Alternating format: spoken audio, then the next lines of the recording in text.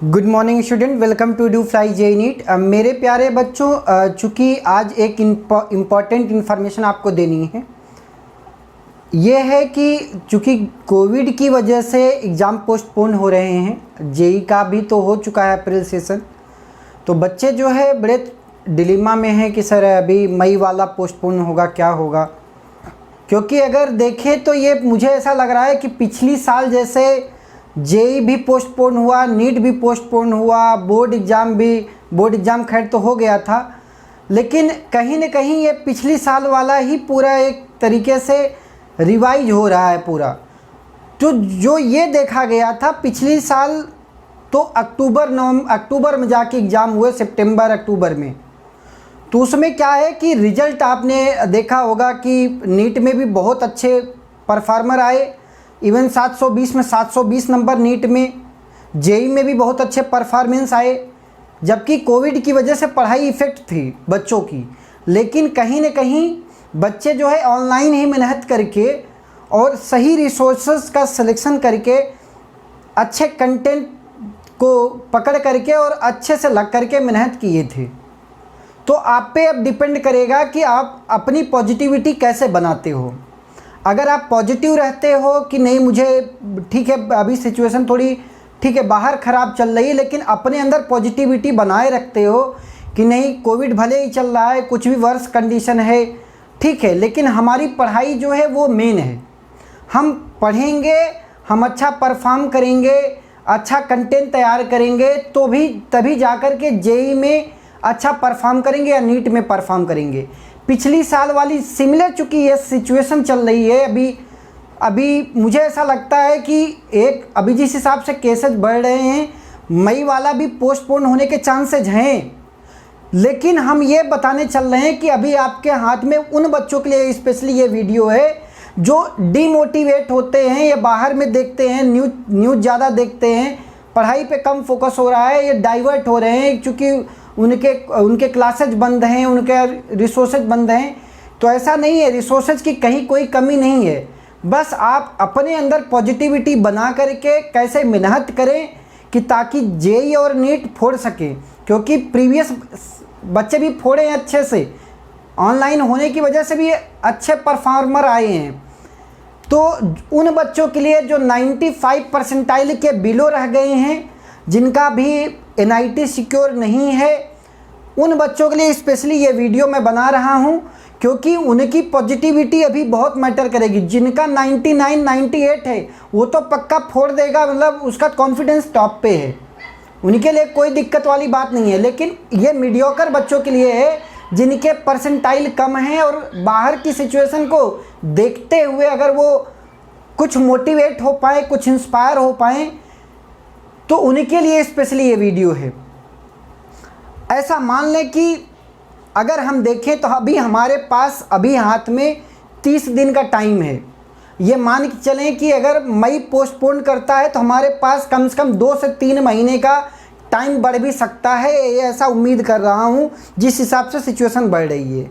ठीक, तो अभी ये मान के चले जो मीडियोकर स्टूडेंट है जिनके 95 परसेंटाइल के बिलो नंबर आए हैं जेई मेंस में, उनको कैसे अब प्रिपरेशन स्ट्रेटजी उनकी क्या होनी चाहिए, वो कहाँ से पढ़ाई करें, कौन से रिसोर्सेज यूज करें, उनके लिए स्पेशली ये वीडियो है। तो मैं आपके लिए फिजिक्स की स्ट्रेटजी बता रहा हूँ। फिजिक्स में कैसे जो है 25-30 क्वेश्चन का टोटल 30 क्वेश्चन आते हैं, 30 में से 25 अटेम्प्ट करने होते हैं। तो मैंने ये क्लासीफाई किया है इजी टॉपिक, मीडियम टॉपिक और टफ टॉपिक।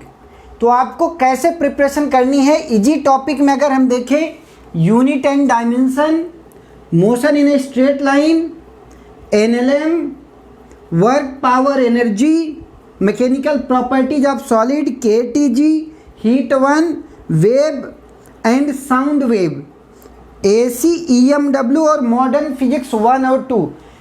इन्हीं दो जेई अगर 1 और 2 अभी जो आपने दिया है फरवरी और मार्च वाले में, तो इसमें से मिला के कुल 7 से किसी में 7 क्वेश्चन, किसी में 8 क्वेश्चन, किसी में 9 क्वेश्चन ये इजी वाले टॉपिक वाले में से थे। तो मान के चले कि ये जो इजी टॉपिक है जिसको बोलते हैं कि आप एक दिन अगर एक टॉपिक को देते हो, एक दिन में एक टॉपिक, तो आप 2 घंटे में 3 घंटे में यूनिट डायमेंशन बन जाएगा। 2 से 3 घंटे से ज़्यादा नहीं लगता। आप इस पहले चैप्टर पढ़ लें 1 घंटे में, इसके बाद प्रीवियस ईयर लगाए उसकी कम से कम प्रैक्टिस। ऐसे मान के चलें कि आप टाइम सामने घड़ी रख लें और घड़ी के हिसाब से अपनी प्रैक्टिस स्पीड बढ़ाएं, एक्यूरेसी बनाएं, तो ये सब चीज़ें मैटर करेंगी अभी, और फोकस करेंगे पढ़ाई पे। तो ये कम से कम ये देखें तो 8 से 9 क्वेश्चन आए थे, इसका वेटेज है। अगर हम मीडियम टॉपिक तक पहुंच जाते हैं, तो जैसे motion in a plane, for example projectile motion, uniform circular motion, तो ये सब जो चैप्टर हैं, ग्रेविटेशन हो गया, ये भी है मीडियम टॉपिक है। थर्मोडायनेमिक्स मीडियम टॉपिक है। एसएचएम मीडियम टॉपिक है। इलेक्ट्रोस्टैट्स 1 और 2 हो सकता है 2 आपको थोड़ा सा डिफ़िकल्ट लगे, मॉडरेट कैटेगरी का लगे, लेकिन इलेक्ट्रोस्टैट्स 1 तो आप बन जाता है। Current, electricity, capacitance, magnetism and matter, semiconductor और कम्युनिकेशन सिस्टम, इसमें से एक क्वेश्चन पक्का है, सेमीकंडक्टर से भी है। तो ये कुल मिला करके मतलब 10 चैप्टर में से 14 से 15 क्वेश्चन आते हैं। 14 से 15 क्वेश्चन मान चलो, ये बहुत बड़ा वेटेज है।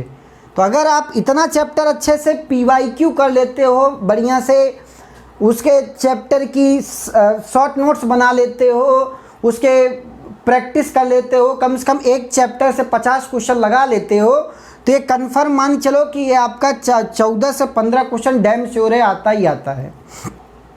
अब हम जो बात करते हैं टफ टॉपिक, अगर आप इतना पढ़ ले गए, इतना रिवाइज और प्रैक्टिस कर ले गए, तो हम टफ टॉपिक जैसे सेंटर ऑफ मास हो गया, बच्चों को डाउट होता है, रोटेशनल मोशन थोड़ा सा टफ जाता है, फ्लूइड मैकेनिक्स टफ जाता है, ईएमआई टफ जाता है, रे ऑप्टिक्स और web optics. Web optics easy में है, उसमें सिर्फ और सिर्फ वाईडीएससी आता ही आता है। वाईडीएससी मतलब कन्फर्म है। रे ऑप्टिक्स में कुछ कुछ पोर्शन टफ है, कुछ कुछ इजी हैं, तो ये आप कर सकते हो यहाँ से। फ्लूइड मैकेनिक्स में कुछ पोर्शन इजी हैं, कंटिन्यूटी इक्वेशन हो गई, प्रेशर बर्नौली इक्वेशन हो गई, वहाँ से ये टॉपिक कर सकते हैं। कंजर्वेशन ऑफ एंगुलर मोमेंटम से कुछ चैप्टर यहाँ से टॉपिक वाइज देख सकते हैं। तो इसका जो वेटेज है 6 से 7 क्वेश्चन, ये मान के चलें कि हर टॉपिक से एक क्वेश्चन। फ्लूइड मैकेनिक्स से आता भी है, नहीं भी आता, तो ये मान चलें कि इसमें से 6 क्वेश्चन 7 क्वेश्चन, अगर ये फ्लूइड से नहीं आएगा तो रे ऑप्टिक्स से 2 क्वेश्चन डाल देगा। 6 से 7 क्वेश्चन, ये पिछले जेई का बता रहा हूँ, जो आपने फरवरी और मार्च में दिया है एग्जाम, उसके बेसिस पर हमने ये क्लासीफाई किया है। अब बात ये है कि सर हम सब आपने ये मार्क कर लीजिए, लिख लीजिए इसको, क्योंकि इसमें मैं काफ़ी एफर्ट प्लेस किया हूँ कि कौन कौन से चैप्टर कैसे क्लासीफाई करूँ, और कौन सा जेई फरवरी में कितना नंबर का आया है, मार्च में कितने नंबर का आया है, वो सब क्लासीफाई किया हूँ।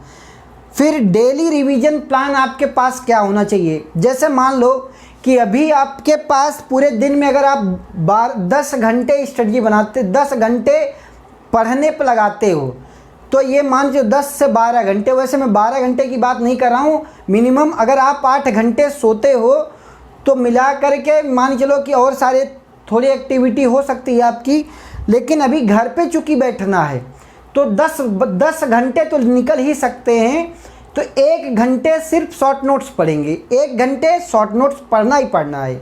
हो सकता है 1 घंटे हर आप 20-20 मिनट हर सब्जेक्ट का दे दें शॉर्ट नोट्स पे, ठीक है। हर मतलब सुबह उठ के पहला शॉर्ट नोट्स रिवीजन करना है। इसके बाद प्रैक्टिस पे आते हैं कि जो अपन को टाइम टेबल ये बनाया हूँ, उसके बेसिस पे 3 घंटे फिजिक्स का रिवीजन। वैसे 3 घंटे में 1 घंटे ये चैप्टर 1 घंटे 1.5 घंटे में हो जाएगा, 1.5 घंटे में कम से कम 20 क्वेश्चन तो हो जाते हैं। 3 घंटे केमिस्ट्री पढ़ेंगे और 3 घंटे मैथ पढ़ेंगे, कुल मिला के 9 घंटे का ये आपको ये प्रैक्टिस करना है, और 1 घंटे में आपको कंटेंट तैयार करना। हो सकता है जब आप मीडियम वाले टॉपिक पढ़ो, हो सकता है 2 दिन भी लग जाए। घबराने की ज़रूरत नहीं कि हमारे पास टाइम की अब कमी है, टाइम की कोई कमी नहीं है आपके पास, अब टाइम की कोई कमी नहीं है, पूरा लग करके सिर्फ प्रैक्टिस करना है। और ये मान चले अभी तो हम मई के हिसाब से कह रहे हैं, लेकिन मुझे ऐसा उम्मीद है कि ये एक्सटेंड होगा। तो ये कन्फर्म मान के चलें कि अभी आपके पास टाइम की कोई कमी नहीं है, सिर्फ पढ़ना है आपका काम है। और आपको आपके लिए और एक बात बता दूं, MSCET अगर आप जो है साथ में प्रिपेयर करें, उसके MCQ देखना चाह रहे हैं, तो उसके लिए हम चैनल पे डेली अपलोड कर रहे हैं, वीडियो अपलोड कर रहे हैं। MSCET PYQ सीरीज 2 सीरीज लेके आया हूँ, MSCET PYQ सीरीज। और जिन बच्चों के 95 परसेंटाइल के ऊपर नंबर JEE मेंस में हैं, उनके लिए JEE एडवांस सीरीज 2 सीरीज चला रहा हूँ चैनल पे। लगभग 10 लेक्चर के आसपास दोनों में जा चुके हैं, तो वो आप कंटेंट देख सकते हैं। ये इसमें से बहुत सारे कंटेंट हमने चैनल पे अपलोड किए हैं, ये सारे लगभग आपको मिल जाएंगे। इसमें से भी शुरू के कुछ मिल जाएंगे, तो आप चैनल पे कंटेंट भी जा कर के प्रॉपर देख सकते हैं और उसमें से पढ़ाई करें। और कहीं पे भी दिक्कत आती है अगर आपको, तो आप व्हाट्सएप कर सकते हैं, आप डायरेक्ट टेलीग्राम पे भी जुड़ सकते हैं, EduFly JEE NEET, ठीक। तो दोनों ऑप्शन आपके पास है। आपको जितनी भी हेल्प चाहिए हम हमेशा देने के लिए तैयार हैं, बस आप अच्छे से पढ़ाई करें और धैर्य बनाए रखें। क्योंकि बाहर का सराउंडिंग क्या करता है उससे आपसे मतलब नहीं है। अभी आपको अपनी पढ़ाई, बीइंग ए स्टूडेंट, आप एस्पिरेंट्स हो JEE या NEET के, आपको अपना टारगेट बस दिखना चाहिए कि हमारा पढ़ाई कहीं बाधित तो नहीं हो रही, कहीं रुक तो नहीं रही है। तो बहुत ये मीडियोकर बच्चों के लिए ये मैं स्ट्रेटजी लेके आया हूँ। आप अपनी पढ़ाई को दम लगा करके, जिसको बोलते हैं ना कि अभी टाइम मिल गया है। पहले ऐसा लगता था फरवरी वाले में नहीं मिला, मुझे पता है फरवरी वाले में नहीं मिला, मार्च वाले में भी बच्चे प्रैक्टिस रिवीजन में ही रह गए, लेकिन अभी टाइम मिला है। अभी करने का कुछ जुनून है अगर, तो कम से कम 10 से 12 घंटे पढ़ाई करें, चैनल पे भी पढ़ाई करें। जो चीज़ें नहीं आ रही है वो भी पूछें, बेझिझक पूछने की ज़रूरत है। मैं डेली आपके साथ कनेक्ट हूँ। तो मेरे प्यारे बच्चों, पॉजिटिविटी बनाए रखें, क्योंकि आप में से ही बहुत सारे ऐसे एस्पिरेंट्स होते हैं जो ऑनलाइन पढ़ कर के जब तरीके से फोड़ते हैं। घबराने की कोई ज़रूरत नहीं है अभी आपको कि क्या हो रहा है, क्योंकि आपको अभी पढ़ना है और आगे बढ़ना है।